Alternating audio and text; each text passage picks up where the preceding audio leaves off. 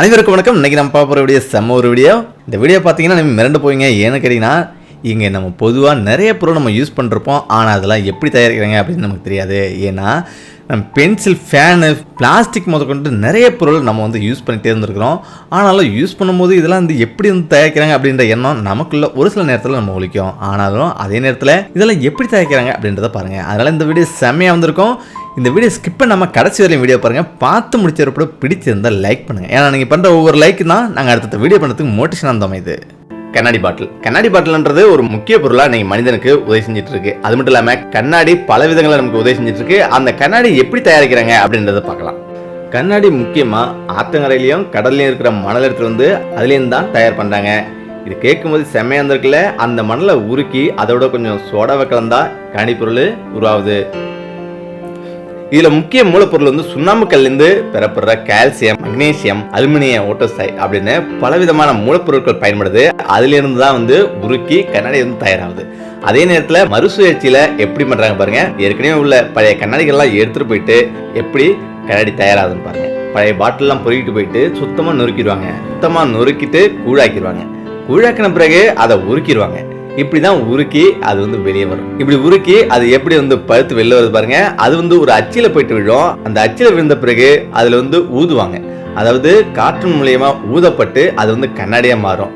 எந்த அச்சில வச்சு எப்படி நம்ம ஊதுறோமோ அதுக்கு தகுந்த மாதிரி அந்த கண்ணாடி கரெக்டா ஒரு பாட்டிலாவோ வேற என்ன பொருளுக்காக நம்ம கொடுக்குறோமோ அதுவாவே அது மாறிடும். இப்படிதான் பாட்டில் தயார் பண்ணி வெளில வருது. பார்க்கும்போது செம்மையா வந்திருக்குல்ல.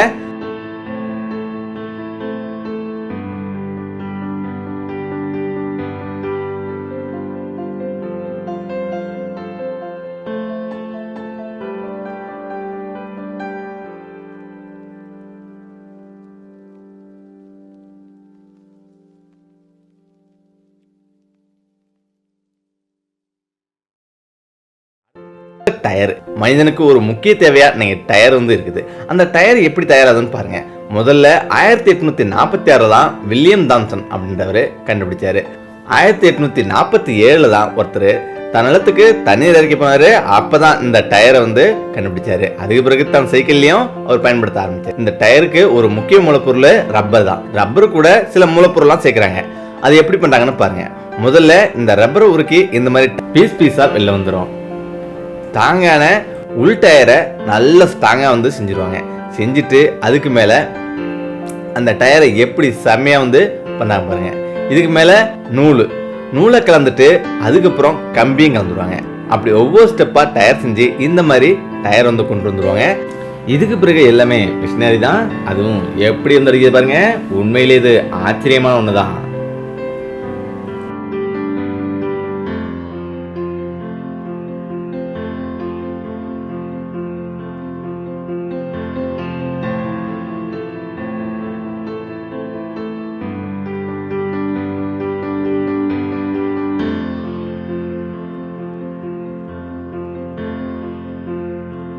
எவ்வளோ அழகாக தயார் பண்ணி வெளியே இருந்துச்சு பாருங்க.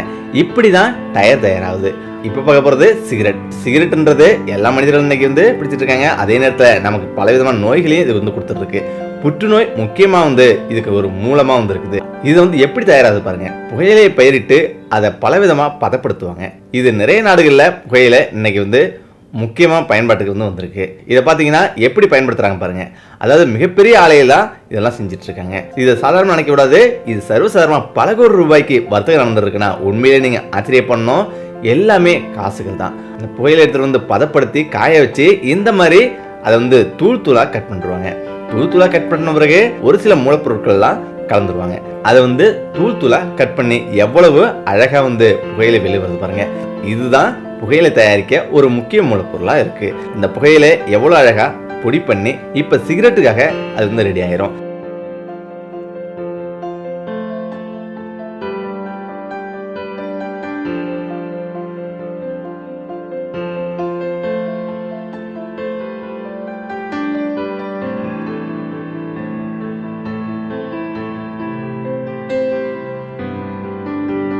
இப்ப புகையிலை திணிக்க அந்த பாக்ஸ் பார்க்கலாம்.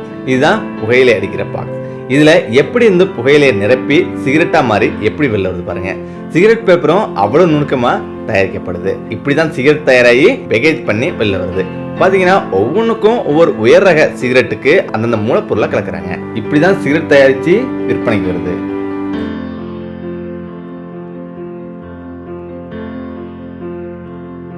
தீக்குச்சி.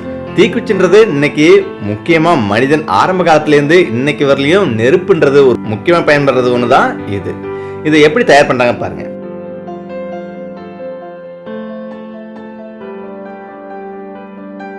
முதல்ல மிகப்பெரிய மரங்களை எடுத்துட்டு போயிட்டு அதை சுத்தமா இந்த மாதிரி கொஞ்சம் கொஞ்சமா செதில் பண்ணி எடுத்துருவாங்க.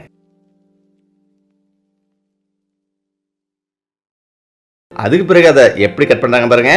ரொம்ப சின்ன சின்ன பீஸா அதை நுணுக்கமா கட் பண்றாங்க. பாருங்க எவ்வளவு சூப்பரா அடுக்கிட்டு அதை தீக்குச்சியா எப்படி கட் பண்ணாங்க பாருங்க. எல்லாமே மிஷின் தான், எதுவுமே மனிதன் கிடையாது. அந்த அளவுக்கு செம சூப்பரா கட் பண்ணி தீக்குச்சி ஒரு சைடா ரெடி ஆயிரும். இது ஒரு பக்கம் நடந்துட்டு இருக்கும். இதோட மருந்து ஒரு பக்கம் தயார் பண்றாங்க. தயார் பண்ணி அது ஒரு பக்கம் ஒரு மிஷின்ல வச்சிருவாங்க.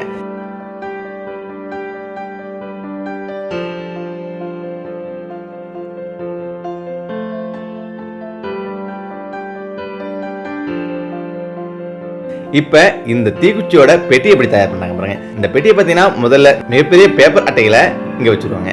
இது அச்சடிச்சு எப்படி பாக்ஸ் வருது பாருங்க. எந்த கம்பெனி அடிக்குதோ அதோடைய மாடலை அடிச்சு வெளில வந்துடும். அதுக்கு பிறகுதான் அதோட மருந்து அடிச்சு வெளில வரும். சைட்ல பத்தக்கூடிய மருந்து அடிச்சு வெளில வரும். இப்படிதான். அதுக்கப்புறம் பாத்தீங்கன்னா லேமினேஷன், மேல லேமினேஷன் பண்ணி அழகா வந்துடும். இப்ப பாத்தீங்கன்னா தீப்பெட்டியும் ரெடி. அதை அப்படியே பாக்ஸா மாத்திட்டு வெளில வரும்.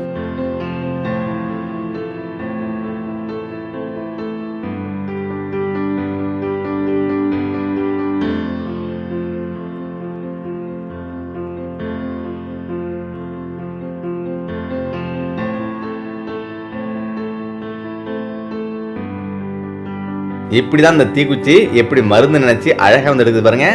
அப்படியே எடுத்துட்டு போயிட்டு ஒரு மிதமான சூட்டுல காய வச்சு அப்படியே இங்க பாருங்க எப்படி பேக் ஷோல்டர் போட்டதுன்னு. பேக் ஷோல்டர் போட்ட பிறகு வெளில வந்துடும். இப்படிதான் தீப்பெட்டி தயாராகுது. அதை எடுத்து எப்படி பேக்கேஜ் பண்றாங்க பாருங்க. எதுவுமே மனிதர் கிடையாது, எல்லாமே மிஷினரியில தான் இயங்கிட்டு இருக்கு. எவ்வளவு சூப்பரா தயாராயிட்டு இருப்பாங்க.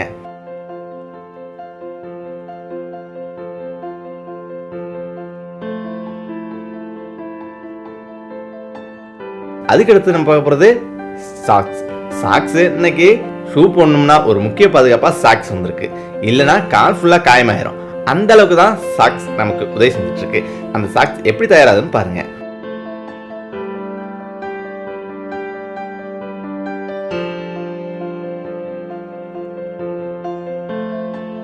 முதல்ல துணினாவே அது பருத்தி தான். பருத்தி பயிரிட்டு இந்த மாதிரி ஃபேக்டரிக்கு வந்துடும். இந்த பருத்தியை சுத்தப்படுத்துவாங்க. இந்த சுத்தப்படுத்தி அது தனியா நூலா தயார் பண்ணுவாங்க. சாக்ஸுக்குன்னு தனியா ஒரு நூலை பயன்படுத்துவாங்க.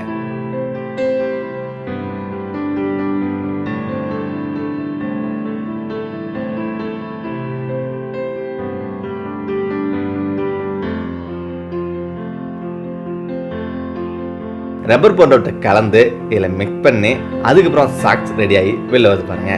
இப்படிதான் சாக்ஸ் நமக்கு உருவாகுது. பார்க்கும் போதே செம்மையா வந்திருக்குல்ல. இப்படிலாம் பொருட்கள் நமக்கு தயாராகி வெளியே வருது அப்படின்னு கேட்கும் போது செம்மையா வந்திருக்குல்ல. அதுக்கு பிறகு நம்ம மனிதர்கள் அதை எடுத்து பேக்கேஜ் பண்ணி வெளியே வந்துடும்.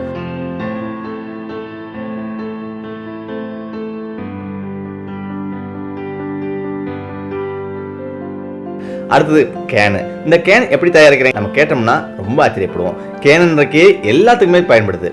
முக்கியமா பியர், கூல்ட்ரிங்க்ஸ், அப்புறம் இன்னும் எக்ஸட்ரா ஏகப்பட்ட விஷயம் இந்த கேனில் அடைச்சி வெளில வருது. இது அலுமினிய உலோகத்தால் தான் தயாரிக்கப்படுது. உலோகத்தை எவ்வளோ தகடா வெளில வருது பாருங்க. அது அழகாக எடுத்துகிட்டு அச்சில் கொடுத்துருவாங்க. அந்த அச்சு தான் பாக்ஸா மாதிரி அழகாக வெளில வருது பாருங்க. பல விதங்களில் எப்படி தேவையோ அப்படி அடிச்சு வெளில வருது. இது பியர் முதற்கொண்டு இந்த கேனில் தான் நம்ம தயார் பண்ணுறாங்க. அதே நேரத்தில் அதுக்கு பிறகு அது அச்சடிச்சு பாக்ஸை வெளில வந்த பிறகு அது மேலே எப்படி கலரிங் கொடுக்குறாங்க பாருங்க. தான் எல்லாமே மிஷினரி தான், எதுவுமே மனிதர்கள் கிடையாது. அவ்வளோ அழகா அச்சடிச்சு எவ்வளோ சூப்பராக வெளில வருது பாருங்க.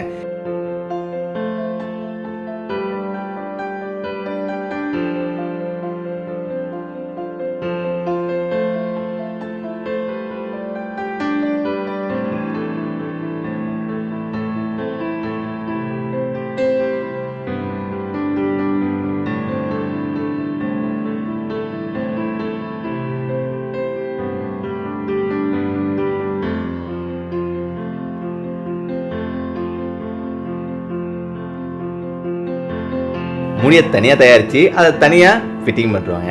இப்படி தான் பலவிதங்களில் பலவிதமான பொருட்கள் நமக்கு தயாராகி வெளியே வருது.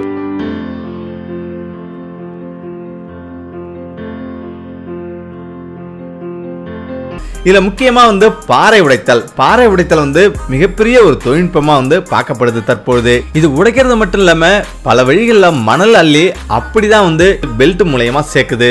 ஏன்னா ஒரு செகண்டில் அந்த அளவுக்கு வந்து அடித்து உடைச்சி முடிச்சு காட்டுது இந்த தொழில்நுட்பம். அது மட்டும் இல்லாமல் இன்னும் வேற உலகத்தில் வந்து நிறைய தொழில்நுட்பங்கள் வந்து இப்போ வந்து வளர்ந்துகிட்டு இருக்கு. மிஷினரிலாம் வந்து பயங்கரமாக வந்து வளர்ந்துட்டு இருக்கு. இல்லை ரோடு மேக்கிங் முன்னாடிலாம் வந்து ஒரு 50 ஆளுங்களை வச்சு கொத்தனாருங்களை வச்சு இந்த மாதிரி வந்து யூஸ் பண்ணுவாங்க. ஆனால் இப்போ அது மாதிரி இல்லை. இப்போ இந்த தொழில்நுட்பத்தில் 1 மணி நேரத்தில் அந்த பில்டிங் முழுவதும் நீங்கள் வந்து கட்டையை வந்து அடிக்கலாம். 1 மணி நேரத்தில் அடிக்க முடிச்சுட்டு கரெக்டாக வந்து வீட்டுக்கு போயிடுறாங்க.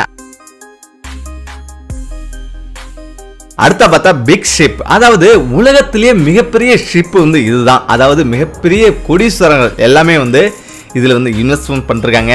இந்த ஷிப் ஒரு நாளைக்கு வந்து குறைஞ்சபட்சம் 5000 கோடியை சம்பாதிச்சு கொடுக்குதான். இதில் அமெரிக்க அதிபர் ட்ரம்ப் முதல் இந்திய பிரதமர் மோடி வரையும் பயணிச்சிருக்காங்க. அடுத்தா பார்த்தீங்கன்னா இது மிகப்பெரிய மிஷின், அதாவது மெட்ரோ ரயில் போடுறதுக்கு இந்த மாதிரி மிஷினை வச்சு தான் வந்து உடைக்கிறாங்க. உள்ள வந்து குறைஞ்சிட்டு வந்து போகிறாங்க. அது மட்டும் இல்லாமல் பெரிய பெரிய பில்டிங்கை உடைக்கிறதுக்கும் இந்த மிஷினை தான் வந்து பயன்படுத்துகிறாங்க. இந்த ட்ரில்லர் மிகப்பெரிய ஒரு தொழில்நுட்பமாக பார்க்கப்படுது.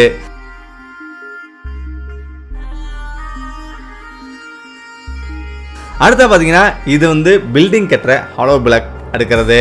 அதாவது நம்முடைய செங்கல்லாம் வந்து ஹாலோ பிளாக்கெல்லாம் வந்து ரொம்ப கஷ்டப்பட்டு தான் வந்து வைப்போம். ஆனால் இப்போ அப்படி இல்லை. அதே மாதிரி இப்போ நம்ம பூசுறதுலாம் வந்து டெக்னாலஜி பயங்கரமாக வந்து வளர்ந்துருச்சு.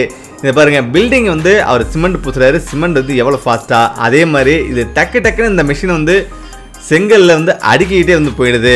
அடுத்தா பார்த்தீங்கன்னா வெளிநாடுகள்லாம் வந்து தீவனம், அதாவது மாட்டு தீவனம் ஆட்டு தீவனம் எல்லாமே வந்து அரைச்சி பொடியாக்கி அதுதான் வந்து வைப்பாங்க. அப்படியான இந்த மிஷின் ஒரே நேரத்தில் அனைத்தையும் வந்து கட் பண்ணி 1 மாதத்துக்குள்ள உணவை வந்து இது வந்து கொடுத்துருது. அடுத்த பார்த்தீங்கன்னா இதுவும் செம்ம ஒரு இன்ட்ரெஸ்டிங்கான வீடியோ தான். நம்ம விவசாயத்துக்கு வந்து நிறைய பொருளை வந்து நிறைய மிஷின் வந்து தேவைப்படுது. அந்த மாதிரி மிஷின்களை வந்து எப்படிலாம் வந்து பயன்படுத்துகிறாங்க பாருங்கள். இது காடுகளை வந்து அழிக்கிறது. அதாவது 2 பெரிய ட்ரக்கில் வந்து ஜெயினை கட்டிக்கிட்டு இழுத்தோம்னா மொத்தமாக எவ்வளோ பெரிய மரங்களாக இருந்தாலும் பிடிக்கிட்டு வந்துடும். அப்படி ஒரு டெக்னாலஜியை வந்து ஆஸ்திரேலியாவிலையும் அமெரிக்காவிலையும் யூஸ் பண்ணிருக்கிறாங்க. அது மட்டும் இல்லாமல் செடி கொடிகள்லாம் வந்து தானாகவே வந்து முறிஞ்சு கீழே வந்து காடுகளை சுத்தமாக வந்து அழிச்சிடுறாங்க. இப்படியான வெகு விரைவாக வந்து என்னெல்லாம் பண்ணலாம் அப்படின்னு டெக்னாலஜி முறையில் புதுசாக கண்டுபிடிச்சி யூஸ் பண்ணிட்டு வராங்க. அடுத்தா பார்த்தீங்கன்னா இது மரம் வெட்டுறது. அதாவது அந்த மிஷினை வச்சுட்டு எவ்வளோ பெரிய காடுகளாக இருந்தாலும் 1 மணி நேரத்தில் ஒரு 100 ஏக்கர் காடியே வந்து அழிக்க முடியும். அந்த அளவுக்கு இதோடைய பல்லு எந்த அளவுக்கு சார்பாக இருக்கு பாருங்க. அது மட்டும் இல்லாமல் மரக்கிளைகளை வந்து நீ ஒரு இடத்துல நின்றுட்டு எல்லாத்தையும் வந்து டக்குன்னு கட் பண்ணி தூக்கி போட்டு போயிட்டே வந்துருக்கலாம். அந்த மாதிரியான ஒரு மிஷின் தான் இந்த மிஷினு. இதை பார்க்கும்போது செம்ம ஒரு திருவிழா வந்திருக்கும். அடுத்த பார்த்தீங்கன்னா இது விவசாயத்துக்கு வந்து மருந்தடிக்கிறது பெரிய ஒரு பிரச்சனையாக வந்திருக்கும். ஏன்னு கேட்டிங்கன்னா 1 ஏக்கர் 2 ஏக்கர்னா ஓகே, 50 ஏக்கர் 100 ஏக்கர்லாம் இருந்தால் என்ன பண்ணுவாங்க? அதுதான் பிரச்சனை. அதனால தான் இந்த மாதிரி ஒரு டெக்னாலஜி வந்து யூஸ் பண்ணிருக்காங்க. அதாவது இது மூலயமா மருந்து தெளிக்கிறதும் அந்த காற்று மூலயமா அங்குள்ள பூச்சிகள்லாம் அங்கேருந்து பறந்து ஓடுறதும் இதுலேருந்து இருக்குது. அடுத்தா பார்த்தீங்கன்னா இது வந்து பூசணிக்காய், தர்பூசணி இந்த மாதிரி காய்கள்லாம் எப்படி வந்து அறுத்து எப்படி வந்து போடுறாங்க பாருங்கள். இந்த டெக்னாலஜி தான் வந்து எல்லா காய்களும் அறுக்கும் போதும் யூஸ் பண்ணிருக்கிறாங்க. மிஷினை அவங்க கொள்ளையில் வந்து நிற்பாட்டுருவாங்க. அதில் ஒரு 10 பேர் இன்னும் வேலை செய்வாங்க. 100 ஏக்கர் 200 ஏக்கராக இருந்தாலும் அவ்வளவு வந்து அறுத்து போட்டுருவாங்க. இது ஒன்றும் சும்மா இல்லை. ஒரு நாளைக்கு சாதாரணமாக வந்து 10 ஆளை வச்சு 50 ஏக்கரில் கூட 100 ஏக்கரில் கூட பழங்களை வந்து அறுவடை செஞ்சுருவாங்க. இந்த காய்கள்லாம் வந்து அறுவடை செஞ்சுருவாங்க. இந்த மாதிரி வந்து விவசாயம் வந்து வெளிநாடுகளில் வந்து செஞ்சிட்ருக்காங்க. அடுத்த இது பார்த்தீங்கன்னா, அதாவது மாட்டு தீவனத்துக்கோ ஆட்டு தீவனுக்கோ தீவனம் தேவைன்னா இந்த மாதிரி வந்து அறுத்து இதை பொடியாக்கி அதை பேக்கேஜ் பண்ணி அனுப்பிவிட்ருவாங்க.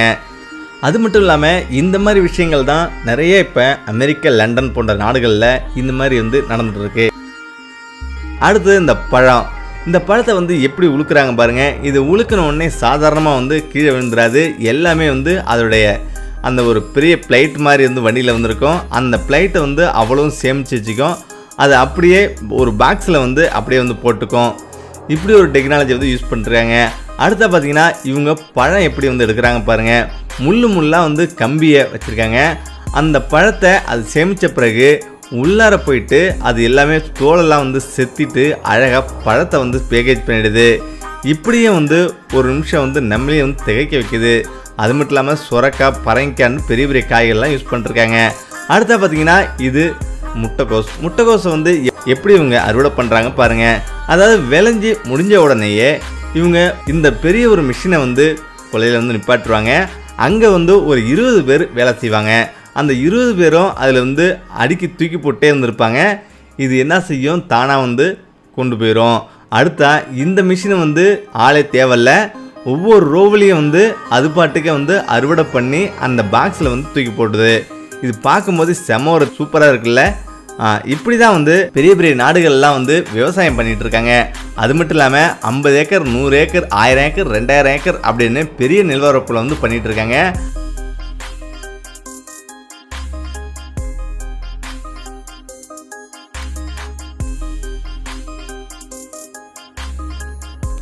அடுத்துதான் நம்ம பயிர்கள்லாம் அறுவடை பண்ண பிறகு அந்த தாவரங்கள்லாம் வந்து நிறைய வந்து கொல்லையில் வந்து இருக்கும்.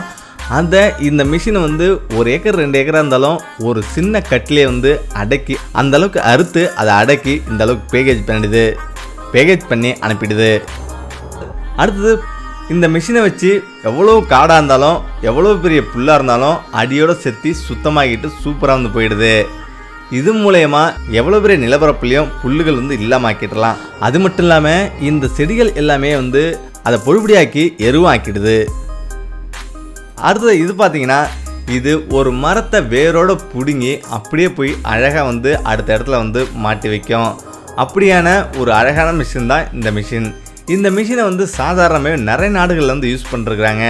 உதாரணத்துக்கு சிங்கப்பூர், மலேசியா இந்த மாதிரி வந்து ஆசிய கண்ட்ரிலையும் இந்த மிஷின் வந்து பரவலாக வந்து வந்துருச்சு. இது வந்து அதிகமாக வந்து அமெரிக்காவில் யூஸ் பண்ணிருக்காங்க.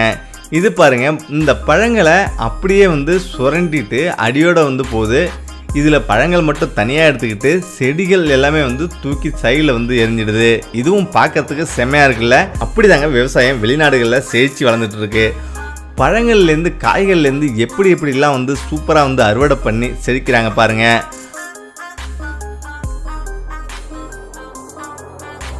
அடுத்த இது வந்து செடிகள் வந்து பிடுங்கிறது. எவ்வளோ பெரிய கொள்ளையில் நம்ம பயிரிட்டு இருந்தாலும் அந்த செடிகளை ஈஸியாக வந்து பிடுங்கிடுது.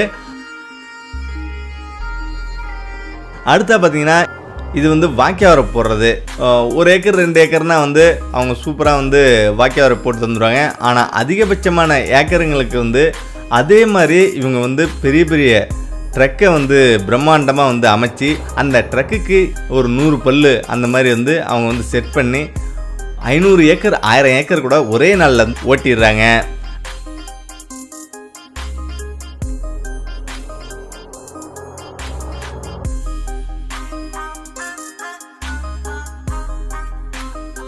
அடுத்து இது பார்த்தீங்கன்னா இது வந்து நெல் அறுவடை பண்ணுறது. இப்போ வந்து நம்ம ஊரில் அதிகமாக வந்து யூஸ் பண்ணிருக்கிறாங்க. அதாவது நெல்லை வந்து அறுத்து வக்கியில் வந்து தனியாக வந்து போட்டுரும். நெல் மட்டும் தனியாக வந்து இந்த பாக்ஸில் வந்து விழுந்துடும். பாருங்கள், பார்க்கும்போது சூப்பராக இருந்திருக்குல்ல. இப்படி தான் வந்து நிறைய ஏக்கரில் வந்து பயிரிடுறவங்க பண்ணுறாங்க. அது மட்டும் இல்லாமல் இந்தியாவிலையும் பரவலாக இதை வந்து யூஸ் பண்ணிருக்கிறாங்க. அதாவது பெரிய பெரிய நிலப்பரப்புகளில் 50 ஏக்கர் 100 ஏக்கர்லாம் வந்து சர்வசாதாரணமாக இது அறுவடை செஞ்சிடும். இது வந்து கரும்பை வந்து எப்படி வெட்டுதுன்னு பாருங்கள். 1 ஏக்கர் நிலப்பரப்பில் இருக்கிற கரும்பை கூட ஒரு லாரியிலே அடங்குற மாதிரி துணுக்காக வந்து வெட்டி போட்டுரும்.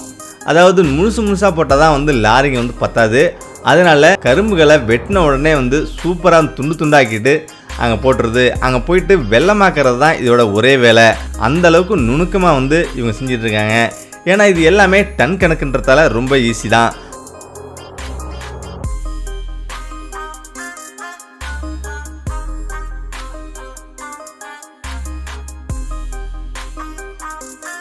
அடுத்த பார்த்தீங்கன்னா இது மரம் ஏறுறது. மரம் வெட்டும்போது மரக்கிளைகள் தான் பெரிய பிரச்சனையாக இருக்கும். அந்த கிளைகளை எப்படா ஈஸியாக வந்து வெட்டலாம் அப்படின்னு வந்து யோசிச்சவங்க இப்படியான ஒரு மிஷினை வந்து கண்டுபிடிச்சிருக்காங்க. எவ்வளோ பெரிய மரமாக இருந்தாலும் அதோடைய ஷார்ப்பான பல்லில் வந்து எல்லாத்தையும் கட் பண்ணி போயிடுது. இதே மாதிரி இதுவும் ஒரு கரும்பு வெட்டுற மிஷின் தான். அதாவது இது வந்து கரும்பை வெட்டி சைடில் வந்து போட்டுரும், அதுக்கப்புறம் வந்து ஒரு மிஷின் வந்து அடுக்கி சைடில் வந்து எடுத்துகிட்டு போயிடும். இப்படி வெட்டுறதுக்கு வந்து எதுவும் தேவையில்ல, பாம்பு பயம் தேவையில்ல, எல்லாமே வந்து இந்த ட்ரக்கே வந்து எல்லா வேலையும் முடிச்சிடும்.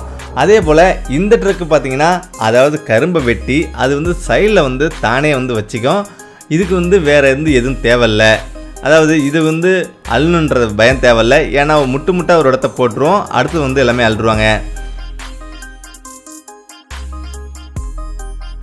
இந்த மிஷினை பார்த்தீங்கன்னா இந்த மிஷின் வந்து இது ஒரு பழம் வந்து அறுக்கிறது, அறுவடை பண்ணுறது. இந்த பழத்தை வந்து மரங்களில் போயிட்டு அறுவடை பண்ணுது, அறுத்து அழகாக வந்து அது சேமித்து ஒரு பாக்ஸில் வந்து போட்டுருது. இப்படி சூப்பரான கண்டுபிடிப்புகள்லாம் வந்து மனிதர்கள் வந்து கண்டுபிடிச்சிட்டே வந்துருக்காங்க. நமக்கும் வந்து பிரமிப்பை மூட்டிக்கிட்டே வந்துருக்குறாங்க.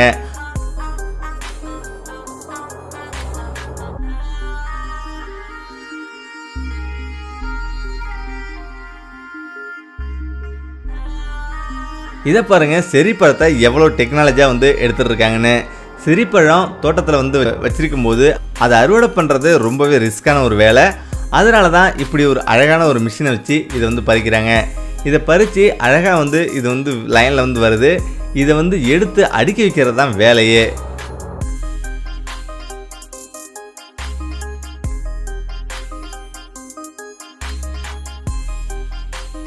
அடுத்தா பாருங்க, இது ஒரு மரம் வெட்டுறது. மரம் வெட்டுறதா இருந்தாலும் சர்வசாதாரணமாக 10 மரம் 100 மரம் இருந்தாலும் டக்குன்னு எடுத்து அதை வந்து கட் பண்ணி கொஞ்ச நேரத்துலேயே வந்து க்ளீன் பண்ணி மொட்டையாக வந்து போட்டுறது பாருங்கள். அந்த அளவுக்கு வந்து மிஷின் கண்டுபிடிச்சிருக்காங்க. இதை பார்த்தீங்கன்னா இது கொஞ்சம் வித்தியாசமான ஒரு இது. எவ்வளோ பெரிய காடுகள் நிறைஞ்ச பகுதியாக இருந்தாலும் இது வந்து மருந்தடித்து சூப்பராக வந்து வெளியே வந்துடுது. இதை வச்சு நீ எத்தனை ஏக்கர் நிலம் இருந்தாலும் நம்ம வந்து வச்சிடலாம்.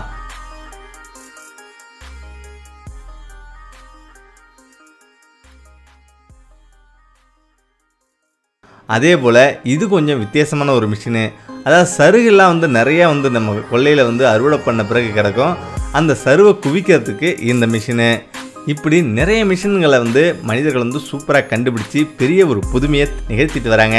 அடுத்து இதை பார்த்திங்கன்னா அதாவது கொடிகள், நம்ம அவரை துவரை இந்த மாதிரி செடிகள்லாம் வந்து இருக்கும். அந்த செடிகளை வந்து எப்படி குவிச்சு அழகாக வந்து இவங்க போடுறாங்க பாருங்கள். இதுக்கு இந்த ட்ரக்கை வந்து கண்டுபிடிச்சிருக்காங்க, இந்த மிஷின் வந்து கண்டுபிடிச்சிருக்காங்க.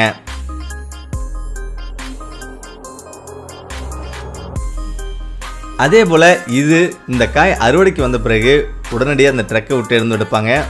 மொத்தமாக 1 மணி நேரத்தில் வந்து 100 ஏக்கர் இருந்தால் கூட வந்து அறுவடை பண்ணி, அதாவது காயை மட்டும் தனியாக பாக்ஸில் போட்டுறது, கொடிகள்லாம் வந்து தனியாக வந்து வந்துடுது. இதே போல் நிறைய விவசாயத்தில் பல புதுமைகள்லாம் நிகழ்த்திட்டு வராங்க.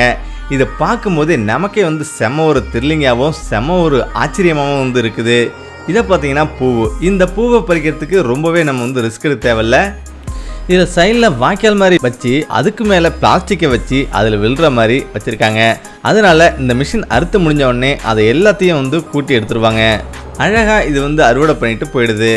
அதுக்கடுத்தது அந்த கீழே சைடில் வந்து டயரில் வந்து இருக்கும், அதை வந்து எடுத்துகிட்டு போவாங்க. அதுக்கடுத்தது இது பெரிய பெரிய லைன் சைட்லாம் வந்து மரங்கள்லாம் வந்து இருக்கும். 1000 கிலோமீட்டர் 500 கிலோமீட்டர் நீளத்தில் வந்து பெரிய பெரிய இடத்துல வந்து இதெல்லாம் வந்து லைன்லாம் போயிட்டுருக்கோம். அந்த லைனில் சைடில் உள்ளதெல்லாம் வந்து எடுக்கிறாங்க.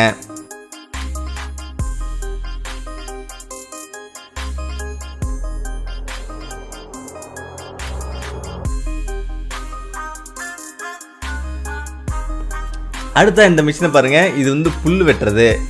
நம்ம சாதாரணமாக வீடுகளில் வந்து பெரிய பெரிய மால்லாம் வந்து இந்த மாதிரி புல்வெளி வந்து வச்சுருப்பாங்க.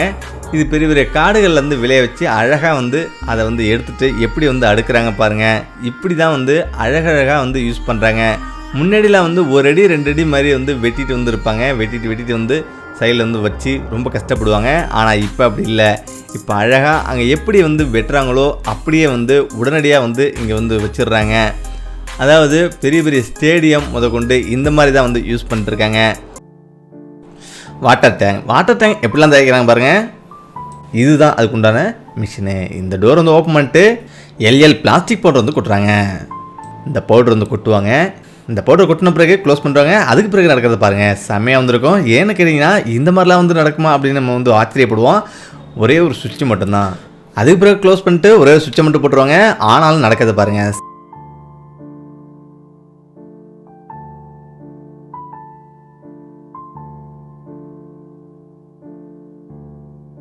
ஹீட்டிங்கில் ரோலிங் ஆகும். அதுக்கு பிறகு அது கொஞ்சம் நேரத்துலேயே சவுண்டு வர ஆரம்பிச்சிடும். சரியாயிடுச்சுன்னு அர்த்தம். அதுக்கு பிறகு கொஞ்சம் நேரம் கூலிங்கில் வந்து வைப்பாங்க. கூலிங்கில் வச்சு ஓப்பன் பண்ணும்போது எப்படி வந்து சூப்பராக வந்துருக்கு பாருங்கள். பிளாஸ்டிக் செம்மையாக வந்துருக்குது. இதுதான் வாட்டர் டேங்கு. எவ்வளோ சூப்பராக தயாரிச்சிட்டாங்க பாருங்கள். இது தயாரித்த பிறகு கூலிங்கில் வச்சு அதுக்கு பிறகு தான் அது வந்து கடைக்கு வந்து அனுப்புவாங்க. அதே சமயத்தில் இது ஒன்றும் 500 லிட்டர் ஒரே நேரத்தில் 4-5 அப்படிலாம் வந்து பண்ணுறாங்க. செம்மையாக இருக்குல்ல. அடுத்து நம்ம பார்க்க போகிறது இன்னொரு செம்மையான ஒரு வீடியோ தான். இந்த வீடியோ பார்க்கும்போது உங்களுக்கு ஆச்சரியமாக வந்திருக்கும். கோல்டை கட்டியாக்குறது, அது மட்டும் இல்லாமல் ரிங்லாம் எப்படிலாம் டிசைனிங் பண்ணுறாங்க அப்படின்றது நமக்கு ஒரு கனவாகவே இருக்கும், எப்படிலாம் தயாரிக்கிறாங்கன்னு. ஆனால் எவ்வளோ சூப்பராக தயாரிக்கிறாங்க பாருங்கள்.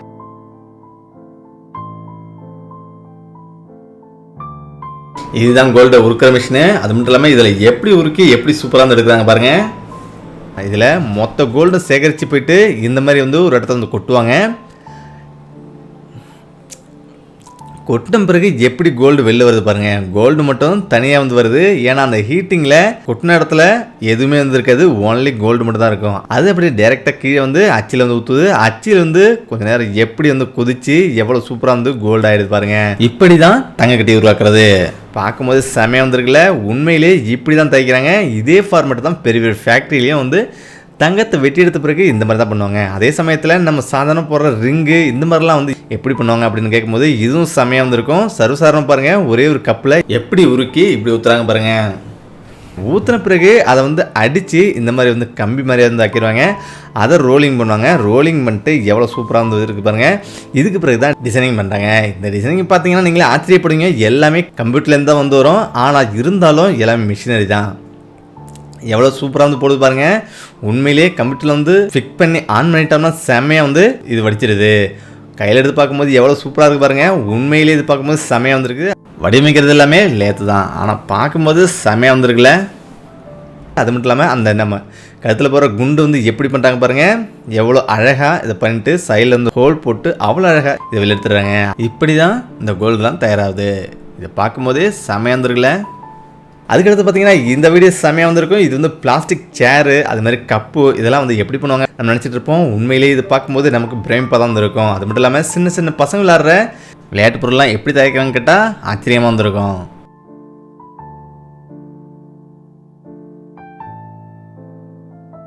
இது பாருங்கள், இதெல்லாம் பிளாஸ்டிக் துகள். இது எல்லாமே பார்த்தீங்கன்னா தூள் தூளாக்கி இந்த துகள் தான் வந்து இந்த மாதிரி இது கொட்டுவாங்க. இதுக்கு பிறகு தான் அதில் கலர் பவுடர் முத கொண்டு எல்லாமே சேர்த்து இந்த மாதிரி வந்து வரும். அவங்களுக்கு எந்த மாதிரி பொருள் தேவையோ அந்த மாதிரிலாம் அச்சை வச்சு இப்படிலாம் வந்து பொருள் எடுக்கிறாங்க பாருங்கள். பிளாஸ்டிக் பொருள் வெளில வருது பாருங்கள். உண்மையிலே இது செம்மையாக வந்துருக்குது. இது மாதிரி பொருள்லாம் நம்ம வந்து பார்க்கும்போதே ஆச்சரியமாக இருக்கும். அந்த மாதிரிலாம் வந்து பண்ணுறாங்க பாருங்கள். இந்த மாதிரி ஒரு பொருள் 2 பொருளில் பல பொருட்கள் இந்த மாதிரி வந்து பண்ணுறாங்க. ஒவ்வொன்றுக்கும் ஒவ்வொரு அச்சை ரெடி பண்ணி வச்சுருப்பாங்க. இப்படி தான் பிளாஸ்டிக் பொருள் எல்லாமே தயாராகுது. பார்க்கும்போதே செம்மையாக வந்துருக்குல்ல. அதே போல் பிளாஸ்டிக் குடம் எப்படி பண்ணுறாங்க பாருங்கள். இது பார்க்கும்போது செம்மையாக வந்திருக்குல்ல. உண்மையிலேயே இது பார்க்கும்போது நமக்கே ஒரு ஆச்சரியம் இருக்கும். வரும்போது ஒரு மாதிரியாக தான் வந்து குண்டாக வரும். அதை வந்து பிடிச்சி அந்த அச்சியில் வந்து கவுத்துடுறாங்க. அதுக்கு பிறகு செம்மையாக வந்து வருது. இந்த மாதிரி தான் ஒவ்வொரு பிளாஸ்டிக்குமே அவ்வளோ அழகாக வந்து பண்ணுறாங்க. இதை பாருங்கள், இது வந்து எவ்வளோ அழகாக வந்து வருதுன்னு. அதே போல் பார்த்தீங்கன்னா இது வாட்டர் டம் எப்படி சூப்பராக வந்து தயாராகுது பாருங்கள். வாட்டர் டேங்கு, இந்த மாதிரி பல பொருட்கள் எல்லாமே அச்சு தான். ஒவ்வொரு பிளாஸ்டிக்கும் ஒவ்வொரு மாதிரி கலர் உருவாக்கி அதில் வந்து வச்சுருவாங்க. அது அழகாக உருக்கி எப்படி பிளாஸ்டிக்காக வெளியே வருது பாருங்கள். எல்லா விளையாட்டு பொருளும் எல்லா பிளாஸ்டிக் பொருளும் இந்த மாதிரி தான் தயாராகுது. இதை உண்மையிலேயே பார்க்கும்போதே செமையாக வந்துருக்குல்ல.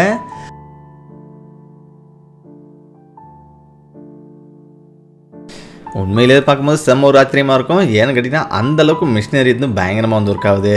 இதெல்லாம் பல வருஷத்துக்கு முன்னாடி வெளில வராமல் இருந்தது. இப்போ எப்படிலாம் வந்து இப்போ நிறைய கம்பெனிகள் உருவாக்கி இந்த மாதிரி பண்ணிட்டுருக்காங்க. இந்த சேர் பாருங்கள் எப்படி வந்து சூப்பராக தயாராகுது பாருங்கள். இந்த சேர் வந்து வரும்போதே அவ்வளோ ஸ்ட்ராங்காக வந்து சூப்பராக வந்து அச்சடிச்சு எப்படி வருது பாருங்கள். ஒரே ஒரு மிஷின் மட்டும் அதில் வந்து ஒரு குக்கி போட்டு அப்படியே தூக்கி அழகாக வந்து இறக்குது பாருங்கள். உண்மையிலேயே பார்க்கும்போது செமையாக வந்துருக்குல்ல.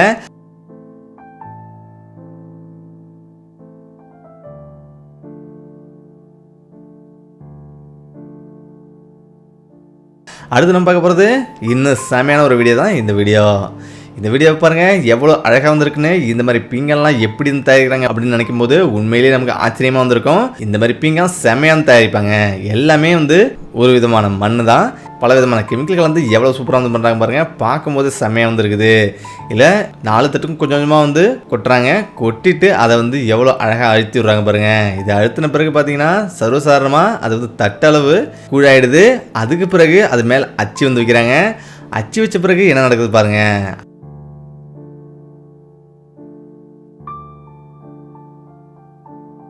திரும்பவும் ஒரு அழுத்து சூப்பராக தட்டாயிடுது. பார்க்கும்போது செமையாக வந்துருக்குல்ல. உண்மையிலே இந்த மாதிரிலாம் வந்து நடக்குமான்னு நமக்கு வந்து நினைக்கும் போது ஆச்சரியமாக வந்திருக்கு. அதுக்கு பிறகு அழகாக கிரைண்டிங் பண்ணி சூப்பராகிடுவாங்க. இந்த பால் எப்படி செய்கிறாங்க பாருங்கள். இதை பார்க்கும்போது செம்மையாக வந்திருக்கும். சாதாரணமாக சின்ன பாலை தான் வந்து கையில் வந்து வச்சுருப்பாங்க. அதை வந்து எப்படி மிஷினில் கொடுத்து பெருசாக்கி சூப்பராக பால் ஆக்கிறாங்க பாருங்கள்.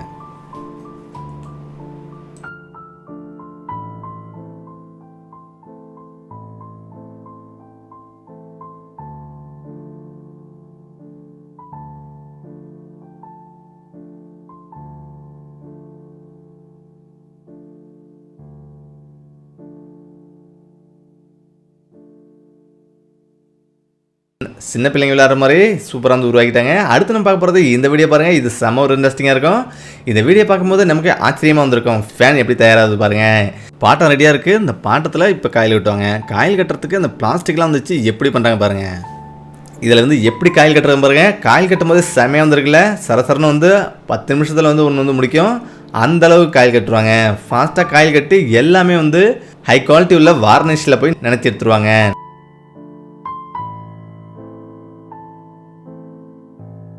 நினச்சி எடுத்த பிறகு ஒவ்வொன்றா சரசரன்னு வந்து வருது பாருங்கள். வந்துட்டு எல்லாமே அந்த ஹோல் வந்து சரியாக இருந்திருக்கான்ட்டு கிரைண்டிங் பண்ணி அதுக்கப்புறம் அதை வந்து செக்கிங் பண்ணுறாங்க. செக்கிங் பண்ணி தான் பிடிமானத்துக்குள்ளே ராடு வந்து சொல்லுவாங்க. அதுக்கு பிறகு மற்ற பொருள் எல்லாம் ஃபிட் பண்ண ஆரம்பிப்பாங்க.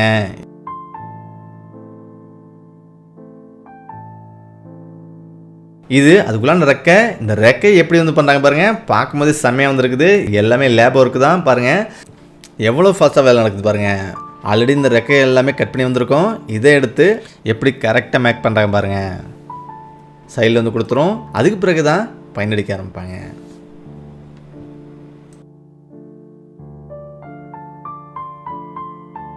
அதுக்கு பிறகு இந்த மாதிரி பெயிண்டிங் பண்ணுறாங்க. பெயிண்டிங் எவ்வளோ சூப்பராக வந்து பண்ணுறாங்க பாருங்கள். பார்க்கும்போது செம்மையாக வந்துருக்குது. இந்த மாதிரி பெயிண்டிங் முடிச்சுட்டு அதுக்கப்புறம் கம்பெனிக்கு வந்து அனுப்பிட்டுருவாங்க.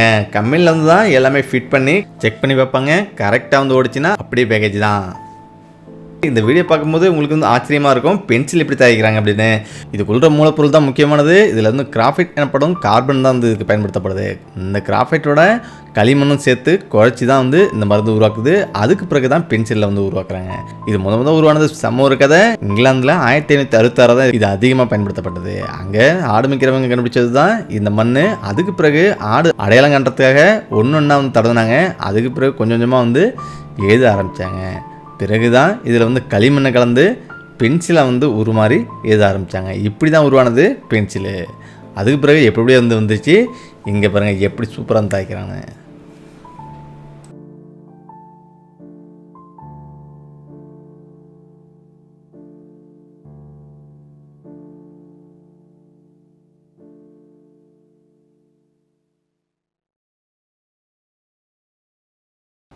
அதுக்கு பிறகு இதை பாருங்கள். இந்த வீடியோ செம்மையாக வந்துருக்குது பாருங்கள். ஓஸ் எப்படி தயாரிக்கிறாங்கன்னு. ஓஸ் தயாரிக்கும் போது நமக்கு வந்து ஆச்சரியமாக இருக்கும். எப்படி தயாரிக்கிறாங்கன்னு. எல்லாமே பிளாஸ்டிக்கில் எப்படி மிக்ஸ் பண்ணி எப்படி எடுக்கிறாங்க பாருங்கள். எல்லாமே அளவு கரெக்டாக வந்துருக்கணும். எந்தெந்த ஓஸுக்கு எது வேணும்ன்ட்டு.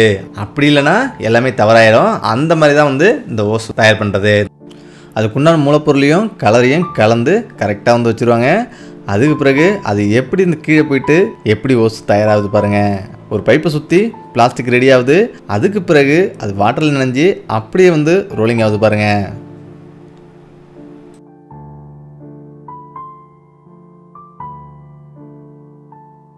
அதுக்கு பிறகு இவங்க வந்து ரோலிங் பண்ணி போட்டுருவாங்க. செம்மையாக இருந்திருக்குல்ல. உண்மையிலேயே இது வந்து ஆச்சரியமான ஒரு விஷயம்தான். இது செராமிக் கப் எப்படி தயாராகுது பாருங்கள். பார்க்கும்போதே செம்ம ஒரு பிரமிப்பாக வந்திருக்கும். இது பார்த்தீங்கன்னா இது ஒரு விதமான மண் தான். இந்த மண்ணில் வந்து இந்த கெமிக்கல்லாம் மிக்ஸ் பண்ணி எவ்வளோ சூப்பராக வந்து பண்ணுறாங்க பாருங்கள்.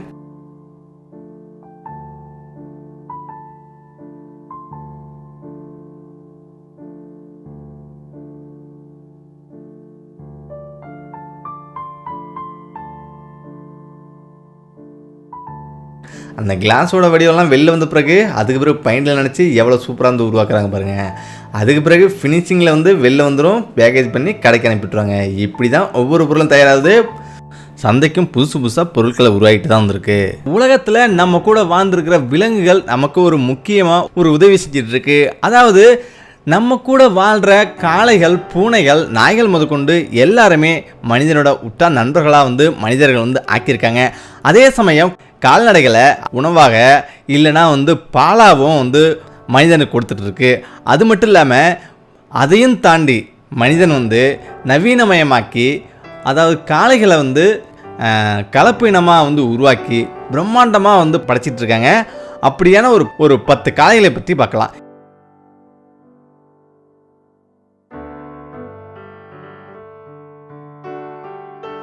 இது ஜெர்மனி நாட்டு காளை. இந்த ஜெர்மனி நாட்டில் இது பரவலாக வந்து இருக்குது. அதாவது இந்த காளைக்கு கொம்பு இருக்காது. 680 கிலோ 680 கேஜி வந்து இது வந்து வெயிட் இருக்கும். 1360 கிலோ வரலையும் வெயிட் ஏறும். இது வந்து ஒரு உணவுக்காக வந்து வளர்க்கப்படுற ஒரு இனம். ரொம்ப சாதுவாக இருக்குமா, அதே நேரத்தில் ரொம்ப மிக அழகாகவும் வந்து இருக்குது. இது புல்வெளிகளில் சாதாரணமாக எப்படி சாப்பிடுது பாருங்கள். இது ஒரு கலப்பு இனம்.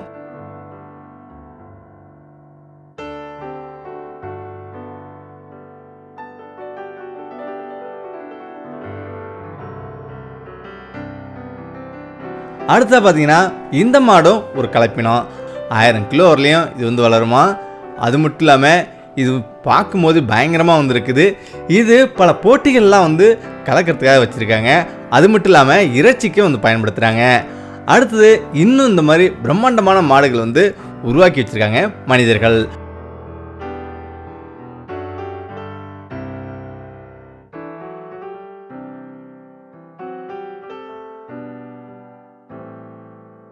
இந்த மாடு பாருங்க, இது கொஞ்சம் வித்தியாசமான ஒரு மாடு. இது ஒரு இத்தாலி நாட்டு மாடு. 7 அடி நீளம், பயங்கரமாக இருக்கும் பார்க்கறதுக்கு. அடுத்ததாக பார்த்தீங்கன்னா இந்த மாடு 1678 கிலோ வரலையும் வந்து வெயிட்டாக இருக்கும். இந்த மாடு பார்க்கறதுக்கே பிரம்மாண்டமாக வந்துருக்குது. இந்த மாடும் இறைச்சிக்குள்ளது தான். ஆனாலும் இதையும் பல போட்டிகள்லேயும் பல விதமாக வந்து இதை சம்பாதிக்கிறதுக்காக வந்து பயன்படுத்திட்டு இருக்காங்க. அது மட்டும் இல்லாமல் இந்த மாடுகள் எல்லாமே வந்து இந்த வளர்க்குறத வந்து ஒரு தனி ஒரு இந்த மாடுகளில் மொத்தம் இப்போ 47,000 மாடு இருந்திருக்கு. இது ஒரு பழமையான மாடு. 2500 வருஷத்துக்கு முன்னாடி வந்து மனிதன் வந்து வளர்த்துட்டு இருக்கான். அது மட்டும் இல்லாமல் இது வந்து எதையும் தாங்கக்கூடிய ஒரு மாடு. அதாவது வெயில், பனி, எந்த ஒரு காலகட்டத்திலையும் ஸ்ட்ராங்காக வாழக்கூடிய ஒரு மாடு. ஏன்னா இதோட தோல் வந்து அவ்வளோ தடிப்பாக வந்து இருக்குமா. அதனால் இந்த மாடு வந்து அவ்வளோ ஸ்ட்ராங்கான மாடுன்னு சொல்கிறாங்க. அது மட்டும் இல்லை, மனிதன் கூட இது சாதுவாக பழகும். இதில் பெல்ஜியன் காளை கறி வந்து ஒரு மனிதனுக்கு ஒரு முக்கியமான பொருள். அந்த கறி வந்து நல்லா பல்காக வந்து இருக்கணும் அப்படின்னு நினச்சான். அதனால் இதை வந்து வளர்க்குறான். 1248 கிலோ வரையும் வந்து இது வந்து இருக்குமா. இதுவும் ஒரு கலப்பினத்துலேருந்து உருவானது. இது வந்து கறிக்காகவே வந்து உருவாக்கியிருக்காங்க. இதை மனிதன் வந்து நவுத்த கூட முடியாது, அந்த அளவுக்கு வந்து இது இருக்கு பாருங்க. ரெண்டாவது, கறிக்காகவே உருவாக்கப்பட்ட இது ஒரு இனக்கலப்பு மாடு. இதை மனிதனே வந்து உருவாக்கியிருக்கான். 10 மாடு வளர்க்குறத 2 மாடு வளர்த்தா போதும், அந்த அளவுக்கு இதுக்கு கறி வந்து இதோடைய உடம்புல வந்து இருக்குது பாருங்க. பார்க்கும்போது செம்மையாக வந்து இருக்குது.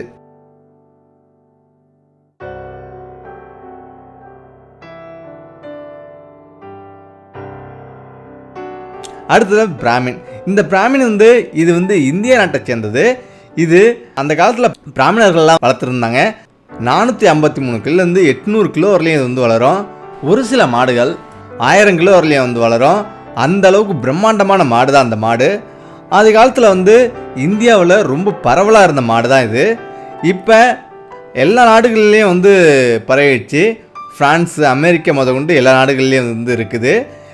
இந்த மாடு வந்து பார்த்திங்கன்னா இது வந்து பங்களாதேஷில் வந்து இப்போ வந்து வீடியோ வந்து எடுத்திருக்காங்க. இறைச்சிக்காக தான் வந்து முக்கியமாக வந்து இதை வந்து வளர்க்குறாங்க. இந்த மாடு கண்ணுக்குட்டியே 500 கிலோவுக்கு மேலே வரும். அது மட்டும் இல்லாமல் இதோட தீவனங்கள்லாம் பார்த்திங்கன்னா பல்கான தீவனம் தான். ஒரு நாளைக்கு 100 கிலோ 200 கிலோ இப்படி தான் சாப்பிடுமா. அதாவது இதோட தீவனமே ஒரு மாதத்துக்கு வந்து 3000லேருந்து 8000 வரலையும் செலவு பண்ணுறாங்களாம். அடுத்தது இன்னும் கொஞ்சம் வித்தியாசமாக வந்து பார்க்க போனால் பிரம்மாண்டமான மாடு, சூப்பரான மாடுனா இந்தியன்ஸ் இந்த மாடு தான்.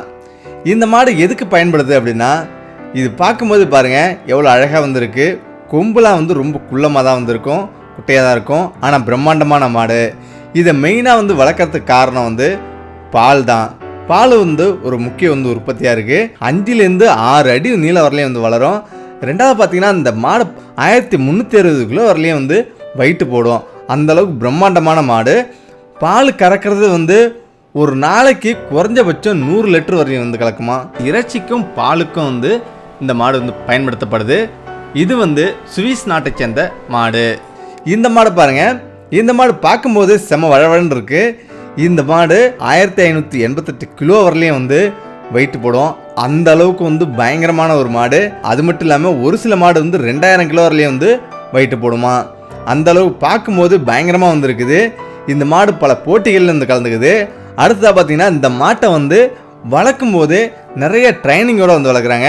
இது ரொம்ப சாதுவான மாடாக, அதாவது யாரையும் வந்து முட்டாது போவாதான். அதே நேரத்தில் வெயில் வந்து ரொம்ப ஸ்ட்ராங்காக வந்து தாக்கு பிடிக்குமா. அடுத்து இந்த மாடு பாருங்கள், சிபி. இந்த மாடு நம்ம இந்தியாவிலேயும் ஆசியாவில் வந்து பரவலாக காணப்படுற ஒரு மாடு. பார்க்கும்போது செம்மையாக வந்துருக்குல்ல, பிரம்மாண்டமான ஒரு மாடு தான் இந்த மாடு. இந்த மாடை வந்து பிடிச்சிட்டு வரத்துக்கே வந்து 4 பேர் 5 பேர் வந்து இருக்கணுமா. அதே வந்து வெளியால் வந்து தொடைய முடியாதான். 3500 பவுண்டு வரலையும் வந்து வளரும். 72 இன்ச்சு, அதாவது 6 ஃபீட் வரலையும் வந்து நீளம் இருக்கும். அந்த அளவுக்கு ஒரு பிரம்மாண்டமான மாடு தான் அந்த மாடு. இதை பார்க்கும்போதே நமக்கு இந்த மாதிரிலாம் வந்து ஒரு மாடு இருக்கா அப்படின்னு நீங்கள் வந்து திகைச்சு போவீங்க.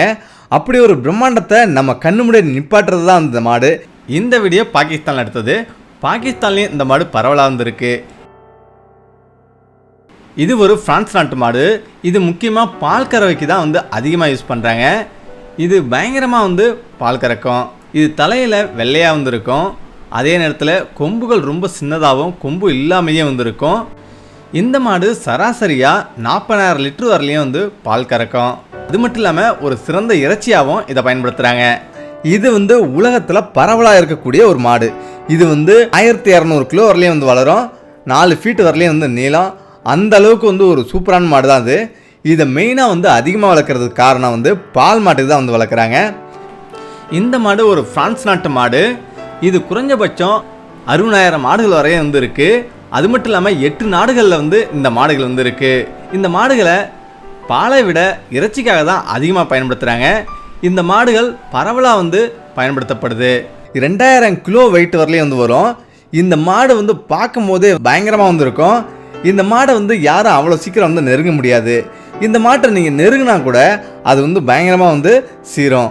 ஏன்னா இது வீட்டு உரிமையாளர் மட்டும்தான் வந்து இந்த மாடை வந்து பார்க்க முடியும். இந்த மாட்டில் வந்து இன்னொரு விஷயம் வந்து இருக்குது. இது வந்து ட்ரைனிங், எக்ஸ்ட்ரா ட்ரைனிங் வந்து நிறைய கொடுக்குறாங்க. இது வந்து விளையாட்டுக்கோ போட்டிக்கு அப்படின்னு பல விதத்தில் வந்து இந்த மாடுகளை வந்து பயன்படுத்துகிறாங்க. அதனால் நல்ல பிரம்மாண்டமாக வந்து ஊக்கத்தோடு வந்து நிறையா தீனிலாம் போட்டு நல்லா வந்து வளர்க்குறாங்க.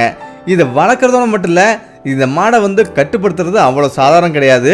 அதனால் இதுக்கு பல ஜெயின்லாம் போட்டு பிரம்மாண்டமாக வந்து கட்டியிருப்பாங்க. பார்க்கும்போது நமக்கே வந்து ஒரு அச்சமாக வந்துருக்கும்.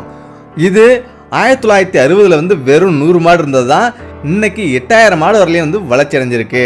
அந்த அளவுக்கு ஒரு பிரம்மாண்டமான மாடு தான் இந்த மாடு. அடுத்தது இன்னும் நம்ம வந்து நவீன ரகத்தில் வந்து இந்த மாடு வந்து இருக்குது. இதை பாருங்கள், இது வந்து சிங்கம்னு சொல்லலாம் இந்த மாடு. அதாவது பார்க்கும்போது ஒரு பிரம்மாண்டத்தை வந்து இது வந்து கொடுக்குது. இது வந்து 10 மாடு வந்துன்னா அது ஒரு பெரிய ஒரு டைனோசர் கூட்டம் மாதிரியே வந்துருக்கும். அந்த அளவுக்கு வந்து ஒரு பிரம்மாண்டத்தை வந்து கொடுக்கும். இப்படிலாம் வந்து நவீன காலத்தில் பிரம்மாண்ட மாடுகள்லாம் வந்து நம்ம உலகத்தில் வந்து வாழ்ந்துட்டு இருக்கு.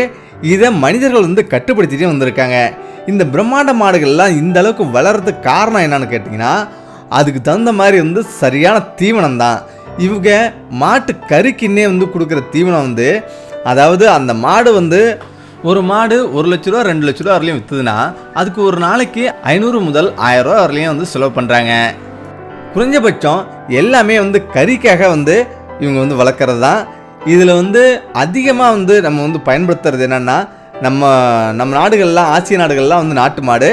ஆனால் அங்கே இந்த மாதிரியான ஒரு 10 வகையான மாடுகளை வச்சு பால்கள் வந்து கறக்குறாங்க. இதுலேருந்து தான் நிறைய வந்து பவுடர் இதெல்லாம் வந்து வெளியில் உலகத்துக்கு வந்து பரவலாக வந்து இருக்குது. அதுவும் ஒவ்வொரு மாடும் நீங்கள் நினைக்கிற மாதிரி வந்து சாதாரணமாக வந்து இல்லை. ஒவ்வொரு மாடும் குறைஞ்சபட்சம் வந்து 50 லிட்டர் 100 லிட்டர் மாதிரி வந்து பாலை அள்ளி கொடுக்குது. இது எல்லாமே பதப்படுத்தி அந்த அளவுக்கு வந்து வைக்கிறாங்க. அதே மாதிரி கறி பார்த்தீங்கன்னா நம்ம வந்து ஒரு மாடு வந்து 2000 கிலோ 3000 கிலோ கறி இருக்கும்போது அவங்க வந்து கவலைப்பட மாட்டாங்க. அந்த அளவுக்கு வந்து பிரம்மாண்டமான மாடு தான் இது. ஒரு மாடு வந்து சாதாரணமாக பார்த்தீங்கன்னா நம்ம ஊர்லலாம் வந்து 30,000 40,000 இங்கே அந்த மாதிரி ரேட்டு கிடையாது. இங்கே எல்லாமே பிரம்மாண்டமான ரேட்டில் தான் வந்து விற்கிறாங்க. 50 முதல் 1 லட்ச ரூபா வரலையும் விற்கிறாங்க. டாலரில் தான் வந்து எல்லாம் இதாகுது. அதனால் இந்த மாடுகளுக்கு வந்து அங்கே வந்து அது வந்து ஓகே தான். அதே நேரத்தில் நம்ம நாடுகளில் பார்த்தீங்கன்னா மேக்ஸிமம் வந்து மாடுகளை சாப்பிட்றத வந்து தவிர்க்கிறாங்க. ஏன்னா இந்து நாடுன்றதால இந்து மாடுகளை வந்து கடவுளாக வந்து எல்லாமே வந்து மதிக்கிறாங்க. அதனால தான் நம்ம நாடுகளில் வந்து மாடுகளை வந்து அதிகமாக சாப்பிட்றதில்ல. இருந்தாலும் ஒரு சில இடத்துல வந்து சாப்பிட்றாங்க. இதே